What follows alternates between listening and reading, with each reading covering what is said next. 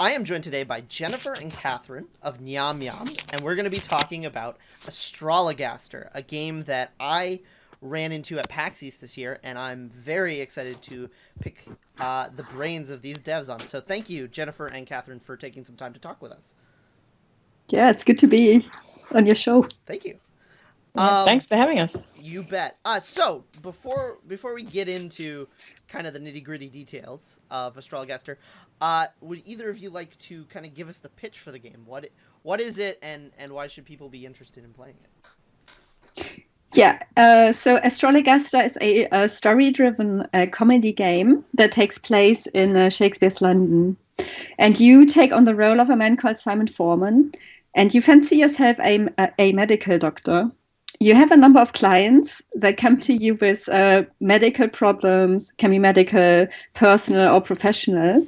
And you're trying to help these people by reading the stars. You're finding answers in the stars. Don't think of it as a puzzle game, though. It's not so much about kind of like trying to figure out what is like the right answer. It's more about having a little bit of fun, kind of like with the story exploration. There's an overarching goal to the game in which you're trying to get your medical license. The London medical establishment is calling you out for your unsavory methods and are saying that you are a quack. But if you convince enough of your clients that you know what you're doing, they will write you letters of recommendations. And these letters of recommendation can be used to exchange them for a medical license from the University of Cambridge. And this sounds all like a little bit weird, but it's actually a true story. And the real Simon Forman managed, so he couldn't afford to go to university, but he managed to get a medical license because his very satisfied clients wrote letters of recommendation on his behalf. That is a fantastic pitch, and you lead quite wonderfully right into the first thing I wanted to ask about. Which ties into the first press release I got for this game, and it grabbed my attention right away by talking about how you, Jennifer, kind of stumbled onto this story. So I wondered if you could kind of relate that to us and maybe talk about why you thought it had potential for being a game. Mm-hmm. So I think about 3 years ago, or maybe even a little bit more, I was invited to participate at a workshop where game developers kind of like met scientists. And there were a number of scientists there. And one was a woman called Lauren Cassell. She's a professor at the University of Cambridge for the history of medicine. And Lauren presented us her research. And basically for the last 25 years, she has been studying and archiving the case books of this Dr. Simon Forman.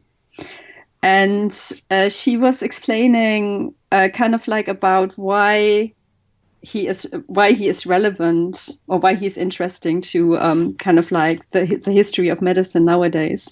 So obviously he, like basically pretty much everybody else back in the day, didn't know much about medicine.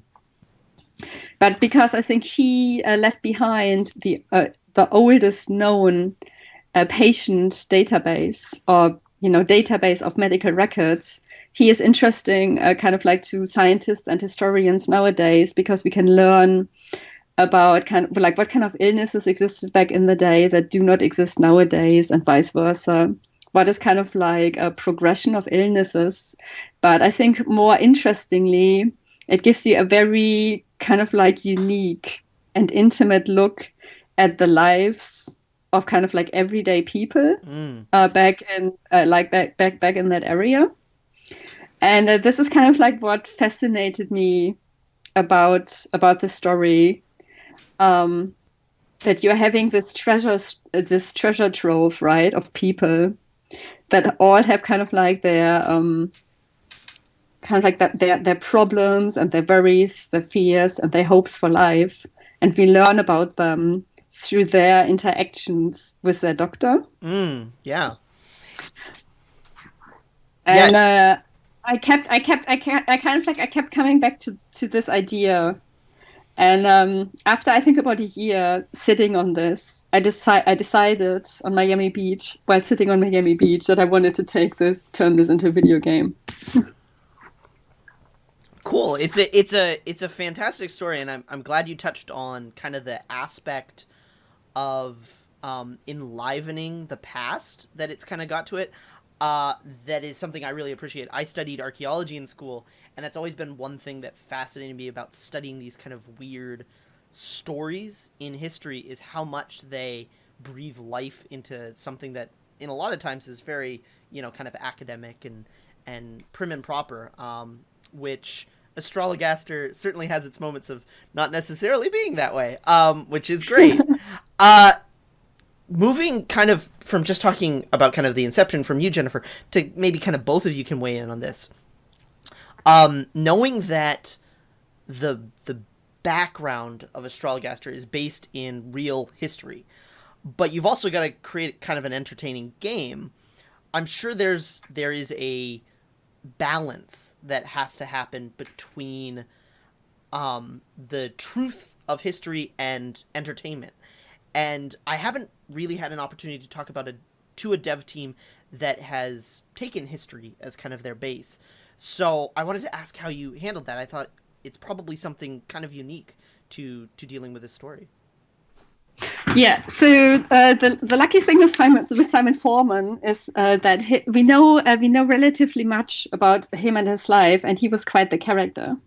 So one of the first things that I ever learned about him was that he had sex on the grave of one of his enemies with that enemy's widow, with the wife. Wow, that is. And so this is kind of like how Lauren introduced me to him. And just if you keep digging through his life, and there have been biographies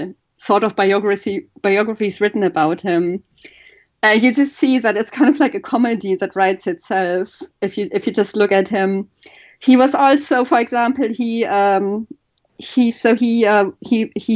a lot of reviews of Shakespeare plays. And you can link this to people that leave like really angry Steam reviews. So he was not a big fan of Shakespeare.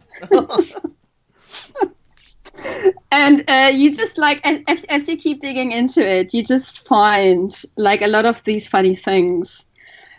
And we spent a lot of time, Catherine and I, we spent a lot of time reading about his life.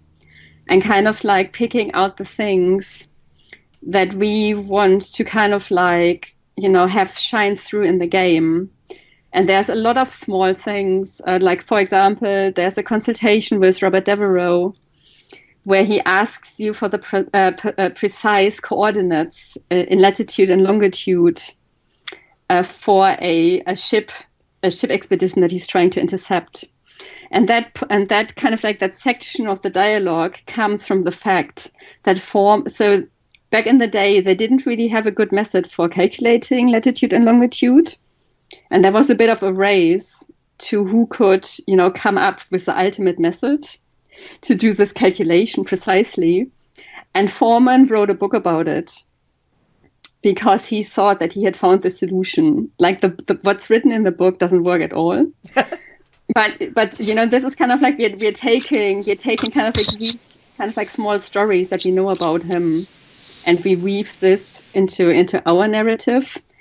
We worked extremely closely with Lauren Cassell and her team at the University of Cambridge, and for example, they provided us with a database of kind of like common illnesses at the time.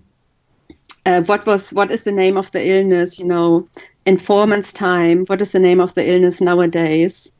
How would this illness have been treated? So all of I'd say 99% of the illnesses and diseases that you encounter in the game, plus their treatments, are historically accurate.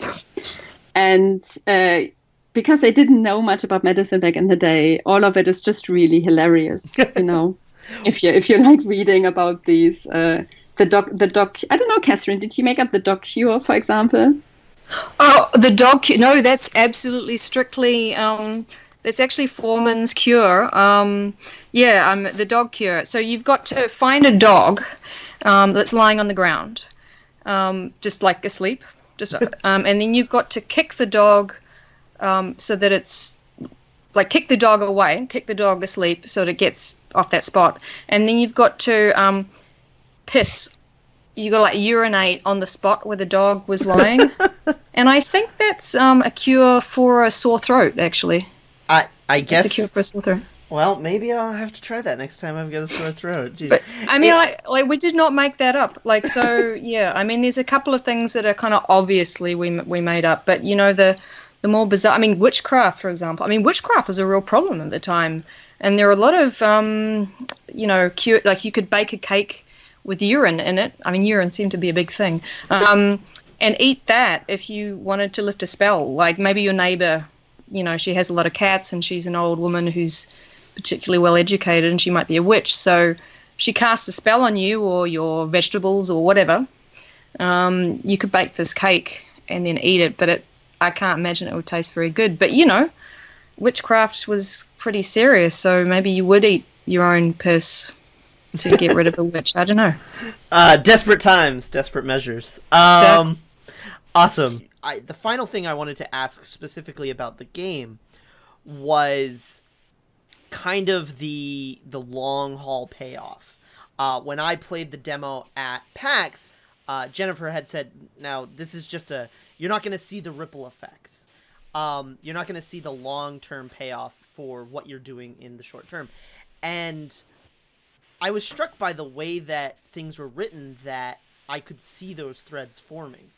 And I didn't know kind of how you approached creating a narrative that is both entertaining in the short term and fulfilling in the long term.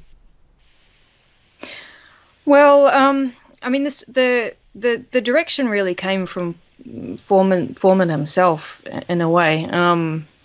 Not that we can speak to him from beyond the grave. What I mean is, like, he I'm not going to say, but chances are that his astrological predictions weren't wholly correct. So how did he give great advice? Because, you know, a lot of his patients loved him. So and they got a lot of, you know, out of their ongoing relationship with him. Well, the thing is, if you look at his case notes, you realize that he had a lot of patients who were like 1 or 2 degrees of separation from each other. So he had access to a lot of gossip, and people would tell him their most private things, like who they were sleeping with, who they wanted to sleep with. Often it was like, you know, adulterous. For example, we have a character in the game, Alice Blarg. She gets up to quite a lot. All of that is true. She was a patient. She really did. I don't want to give any spoilers, but she really did do all those things.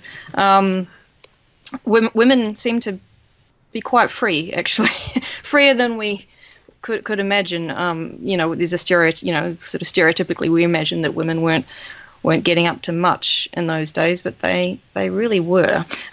So in real life, he really did. We really was able to use information from one client and then use it to help another, and just like say, "Whoa, I reading this in the stars." I mean, he genuinely, you know, did believe in what he was doing as well. But I mean, that must have helped. So we do the same thing in the game, and in real life, many of his clients, I say, knew each other or knew of each other or had gossip, were privy to gossip coming from each other. And we put some of these real clients in the game and who do just that.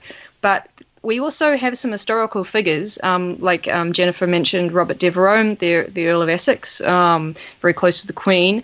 And, you know, we have some other historical, the Archbishop of Canterbury, for example. But in real life, I mean, London was quite a small scene, right? And people did interact with each other and their lives kind of overlapped. So we were able to use that and real historical events and real problems and I mean, some of the things that they got up to, I mean, the historical events in the game are all real. So, but that also provides another constraint for us because, you know, we made the decision not to, you know, mess with history. So, in some respects, we have to be linear and respect the history.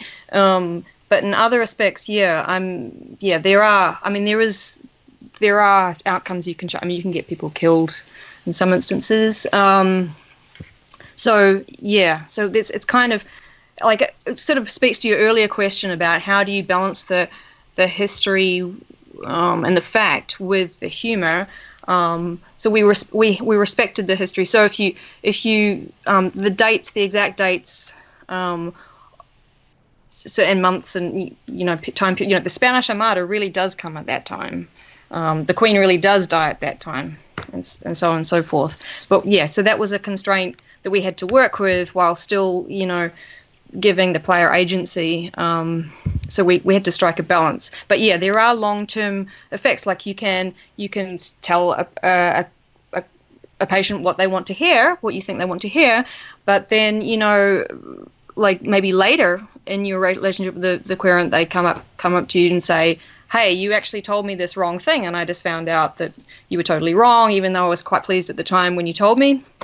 So there are some, some long-term effects there. Perfect. Yeah, and I hope that anybody listening to this interview is as intrigued as I am by all these stories. It really does just grab you. I should mention that Astrologaster is out now on iOS and on Steam, and there will be links in the description below. If any of these stories are enticing you or interesting you, please go check the game out and give it a play. Kind of moving from talking about the game itself, I'd love to know, kind of in brief, each of your stories and how you kind of gotten involved in game design. So maybe, Katharine, if you want to start? I actually started in the game industry as a sound designer and programmer a very long time ago. It was in AAA Melbourne House, which then became Atari Melbourne House a long time ago. And then I moved into, I got jealous of the game designers, so I eventually moved into game design. And then being a game designer back then, you did a lot of writing. So I ended up doing label design and writing for the games I was working on, and I found that kind of fun. And then I moved to Europe and went indie, worked on indie projects, I come from AAA originally, and then sort of it went uphill from there. I'm not going to say downhill, uphill. Great. And Jennifer, what is kind of your background in coming to the indie game design world?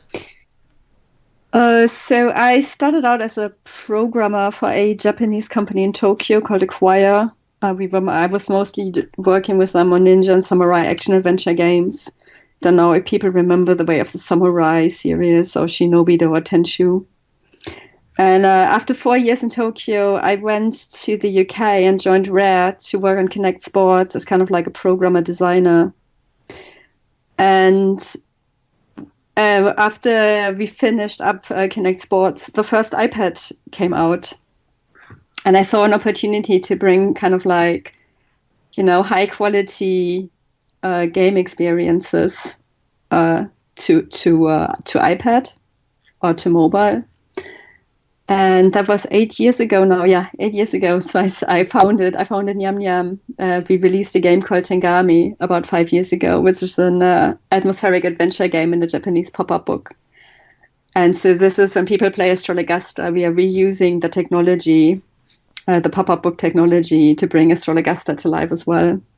Yeah, and so from then, I'm a programmer and designer, and now I also do creative direction. Perfect. Awesome. We always like to ask developers we talk to what some of their inspirational games were. What were the games that stuck out to you that kind of made you want to make games? I don't know, Jennifer, if you want to start on that one. It's really difficult to answer because I already decided that I wanted to make games when I was 6 years old.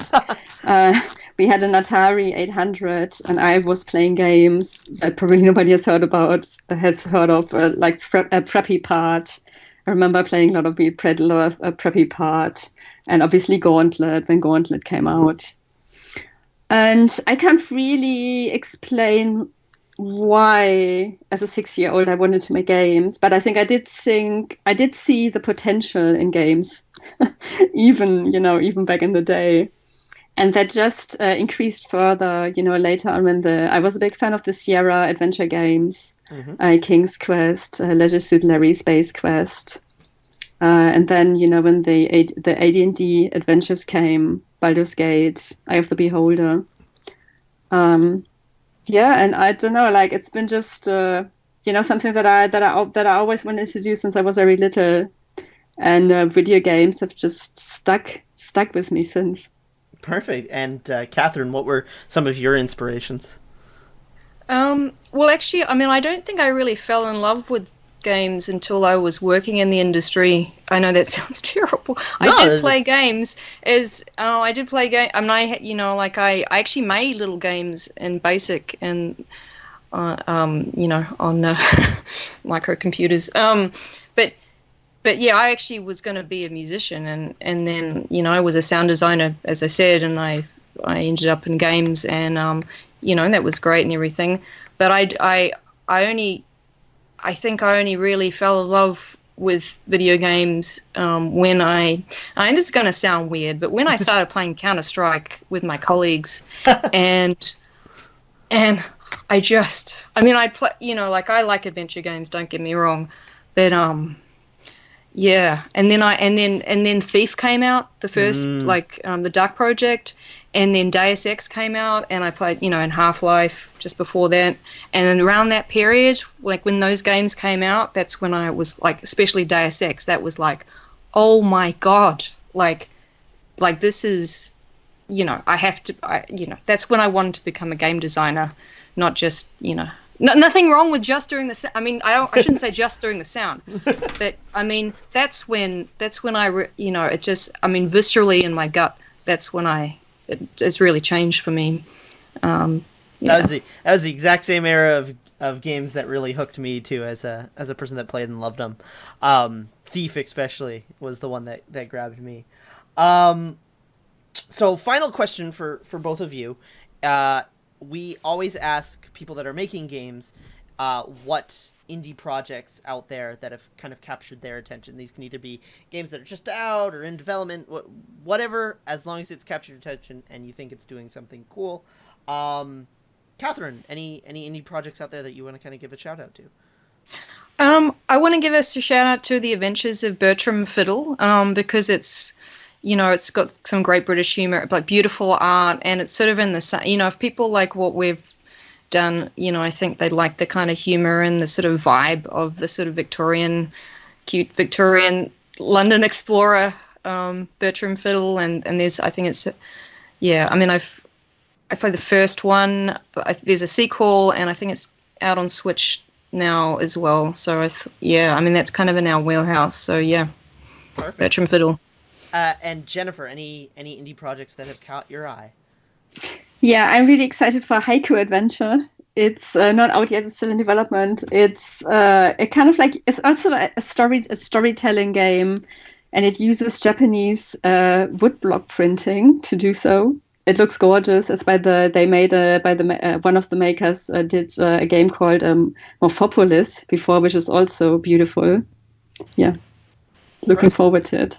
Perfect. Those are two great ones for us to follow up with. Well, Jennifer and Katharine of Nyamyam, thank you so much for taking the time to talk to us and give us a little bit of a window behind the scenes into Astrologaster. As we mentioned, Astrologaster is out now on iOS and Steam, and there'll be links below. Thank you so much. Thanks, Jacob. Long ago in England in 1592, there begins our tale, and all of it is true.